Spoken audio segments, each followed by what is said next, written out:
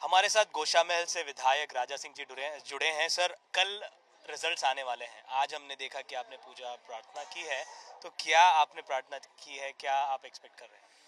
देखिए, हम भगवान से एक ही एक प्रार्थना करते हैं कि सर्वो जन्म सुखी रहे, पूरा संसार सुखी रहे। और कल का जो रिजल्ट आने वाला है और उस रिजल्ट में अच्छी मेजोरिटी से मेरी जीत हो, भगवान से हमने यही प्रार्थना की है। भारतीय जनता पार्टी को लेकर हमने देखा एग्जिट पोल में काफी कम नंबर्स आए हैं, तो इस एग्जिट पोल को आप कैसे देखते हैं? देखिए, एग्जिट पोल में भारतीय जनता पार्टी को कम नहीं, बहुत अच्छे नंबर आए हैं। 2018 के अगर हम आंकड़े देखेंगे तो 2018 में हमने एक जीती थी और आज के एग्जिट पोल में 10 से 15 सीट एग्जिट पोल में बता रहे हैं। लेकिन हमारे सर्वे के अनुसार हम लोग 20 सीट से ऊपर जीत रहे। जैसे जहां जहां पर भारतीय जनता पार्टी के विधायकों ने फाइट किया है, लड़ा है, प्रत्याशियों ने लड़ा है, चुनाव लड़ा है, हर वो बूथ लेवल से हम लोगों ने लिस्ट मंगाई है, उसका हमने कैलकुलेशन किया है। तो 30 सीटों पर हम बहुत अच्छी टक्कर दे रहे हैं। 30 सीटों पर अगर 30 सीट अगर हम नहीं जीत पाए तो कम से कम 20 सीट तो जीत सकते हैं, ऐसा हमारे बड़े लोगों का दावा है। सर, हमने देखा कि पहले म्युनिसिपल चुनाव में काफी कड़ी टक्कर थी, बाई पोल्स में भी हुआ, लेकिन असेंबली चुनाव में आकर क्यों भारतीय जनता पार्टी इतनी स्लो हो गई? इनका परफॉर्मेंस क्यों इतना? देखिए, भारतीय जनता पार्टी न्याय के साथ खड़े होती है और हमारे पास पैसे देकर वोट खरीदने का वो कल्चर नहीं है भारतीय जनता पार्टी में। तेलंगाना में कांग्रेस, बीआरएस और एमआईएम, इन तीनों लोगों ने मिलकर यहाँ पर चुनाव लड़ा है। भारतीय जनता पार्टी को रोकने का एक उनका षड्यंत्र रहा है।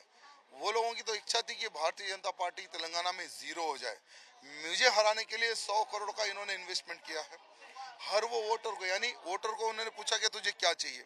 भाई, हमारे पास 10 वोट है, हमें 50,000 दे दो, 50,000 दिए। हमारे पास 20 वोट है, हमें लाख दे दो, लाख रुपए दिए। उस प्रकार से पैसे देकर वोट खरीदने का कल्चर इन्होंने प्रारंभ किया है। पहले कांग्रेस ने शुरू किया है और अब बीआरएस ने शुरू किया है। तो ये लोग पैसे देकर वोट खरीदते हैं और हम विकास के मुद्दों पर हम चुनाव लड़ते हैं, विकास के मुद्दे पर हम वोट मांगते हैं।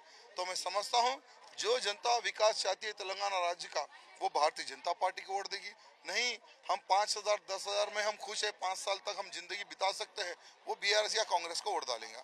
इसी कारण उनकी बढ़त बता रहा है और हमारी सीट कम बता रही है। सर, ये कांग्रेस पार्टी ने ऐलान किया कि दिसंबर 9 को वो जो है ओथ लेंगे एज अ चीफ मिनिस्टर।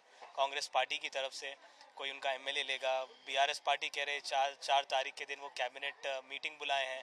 तो ये तरीके का कॉन्फिडेंस कांग्रेस और बीआरएस में दिख रहा है। बीजेपी में क्या होने वाला है सर? क्या प्लान है, एक्शन प्लान है, कुछ अनाउंसमेंट करेगा? देखिए, कांग्रेस कह रही है कि हम वोट लेंगे और तेलंगाना राज्य का मुख्यमंत्री बोलता है कि हम 4 तारीख को कैबिनेट की मीटिंग लगाएंगे।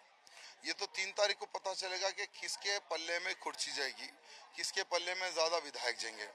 और मैं कहना चाहूंगा कि मुख्यमंत्री केसीआर रहेंगे, डिप्टी मुख्यमंत्री कांग्रेस का रेवंत रेड्डी रहेगा। ये मिलीजुली सरकार बनेगी।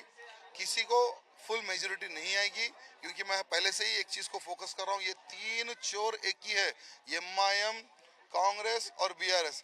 ये तीनों चोर मिलकर हमारे तेलंगाना को लूटेंगे। हाँ, इन तीनों चोरों को रोकने के लिए हम भारतीय जनता पार्टी के जो विधायक जो जीतेंगे 10, 15, 20, 25, हम स्ट्रांगली अपोजिशन में रहेंगे। सर, आपने बताया कि हंग होगा या फिर मेजोरिटी नहीं मिलेगी किसी भी पार्टी को।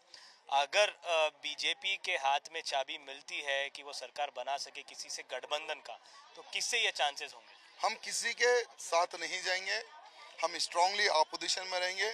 पहले तो मैं कहना चाहूँगा कि हम सरकार बना भी सकते हैं, क्योंकि बहुत सारे बीआरएस के विधायक हैं, कांग्रेस के विधायक हैं जो भारतीय जनता पार्टी के संपर्क में हैं।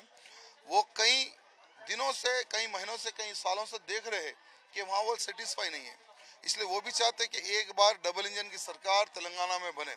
तो अगर हम 20 सीट अगर पार करते हैं तो बहुत सारे विधायक दोनों पार्टियों के भारतीय जनता पार्टी से जुड़ेंगे और सरकार हमारी बनेगी। बातचीत चल रही है कांग्रेस और बीजेपी बीआरएस के विधायक? पहले से उन्होंने संपर्क बना के रखा है, हमारे बंडी संजय जी से, हमारे किशन रेड्डी जी से, हमारे डॉक्टर लक्ष्मण जी से, सभी से उनका संपर्क लगा हुआ है। देखिए, जो देखते हैं ना कि जहां पर पल्ला भारी है वहां पर तुरंत जंप हो जाते हैं, तो कांग्रेस से और बीआरएस से बहुत सारे लोग जंप होंगे अगर हम 20 पार करते हैं तो। कल का जो होगा सर, रिजल्ट का अनाउंसमेंट होगा, तो क्या लग रहा है सर, कल कौन सी पार्टी आपको लग रहा है कि क्रॉस करेगी मेजोरिटी? आपने बोला है कि किसी को नहीं मिलेगा मेजोरिटी, बट एग्जिट पोल की अगर हम माने तो अलग आंकड़े आ रहे हैं, तो आप क्या मानते हैं कौन सी पार्टी यहाँ पर फिलहाल मजबूत मानी जा रही है रिस्पेक्टिव ऑफ एजेंडा? देखिए, अगर मीडिया के अनुसार जैसे सर्वे चल रहा है, कोई भी एक चैनल खोल लो, हर चैनल का सर्वे अलग अलग है, लेकिन हर चैनल में ये बता रहा है कि कांग्रेस को बढ़ोतरी मिल रही है। तो मैं समझता हूँ कि अगर सर्वे के अनुसार अगर आप क्वेश्चन पूछे तो कांग्रेस को इधर बढ़ोतरी हो रही है, कांग्रेस की। सर, कांग्रेस के विधायक कह रहे हैं, कैंडिडेट्स कह रहे हैं कि केसीआर का उनको डायरेक्ट कॉल आ रहा है, ऐसा डीके शिव कुमार ने कहा है। वो आ रहे हैं यहाँ पर कैंडिडेट्स को संभालने के लिए।